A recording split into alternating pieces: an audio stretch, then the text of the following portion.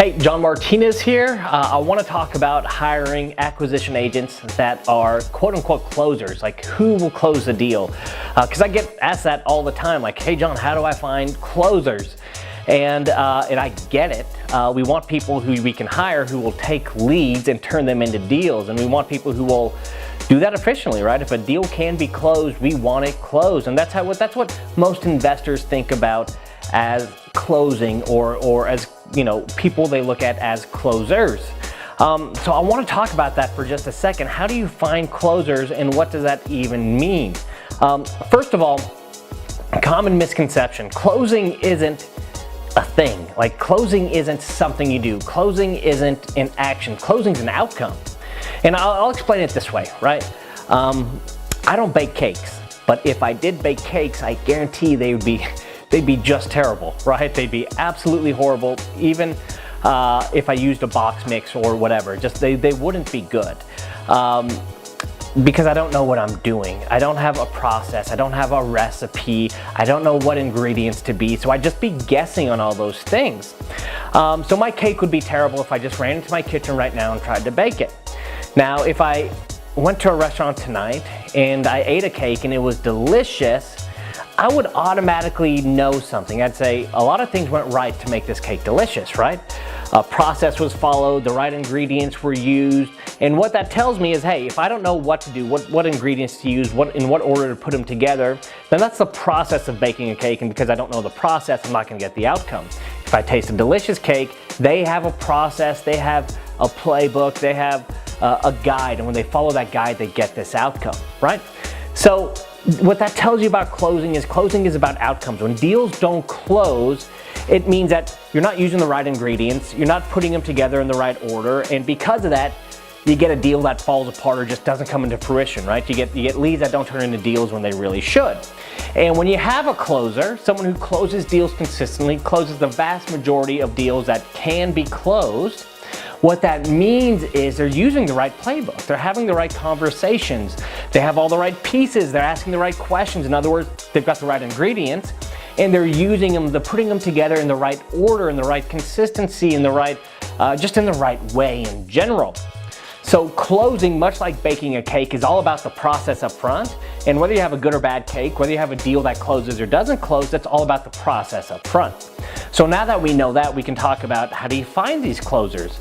Well, obviously you want to ask about, what's your recipe? What's your process? Not, can you close? Are you a closer? Are you some phenomenal? Because every salesperson can say, yeah, absolutely, close deals all the time, right? I close deals in my sleep. But it really doesn't tell you anything.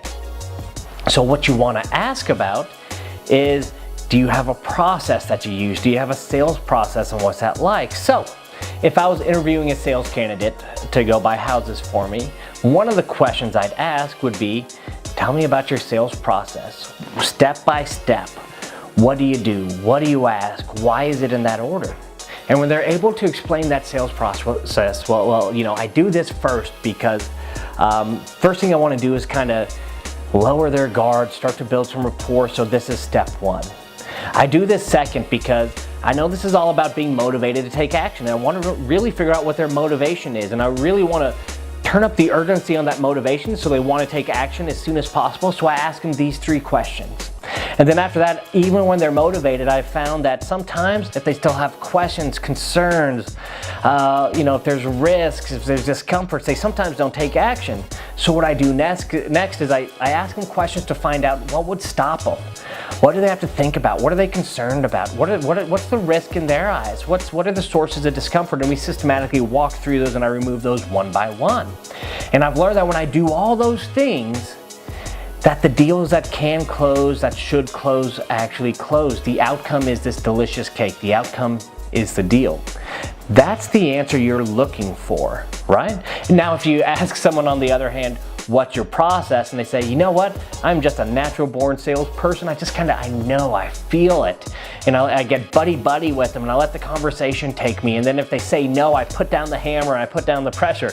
That's not a closer, right? They probably think they're a closer too, because they're like, whatever happens in the conversation, I drop the hammer and I make it happen. What that means is they probably just apply a lot of pressure. That leads to prospects misleading you. That leads to people fighting or fleeing. It's all kinds of stuff that doesn't actually lead to a sale. Now, they might actually get a sale every now and then, but it's not because of their process. It's really in spite of that dysfunctional process. So, as you're interviewing candidates, you need to find out, do you have a process? You can ask the question I just gave you, hey, what's your process and why? Or you can just use a sales assessment. I prefer the OMG assessments. They're good. They ask about sales process and about it. There's 3 or 4 other things as well that tell you whether someone else is a closer or not.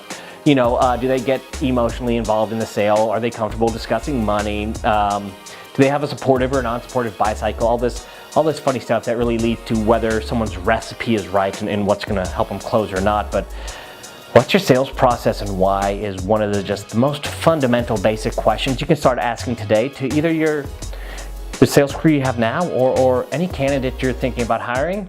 And I think that's going to give you a lot of information that will help you make that determination of, should this person be on my team or not? And should this person be handling the leads I'm spending a ton of money and time and resources on to collect? Should they be using them, or should someone else have those leads in their hands?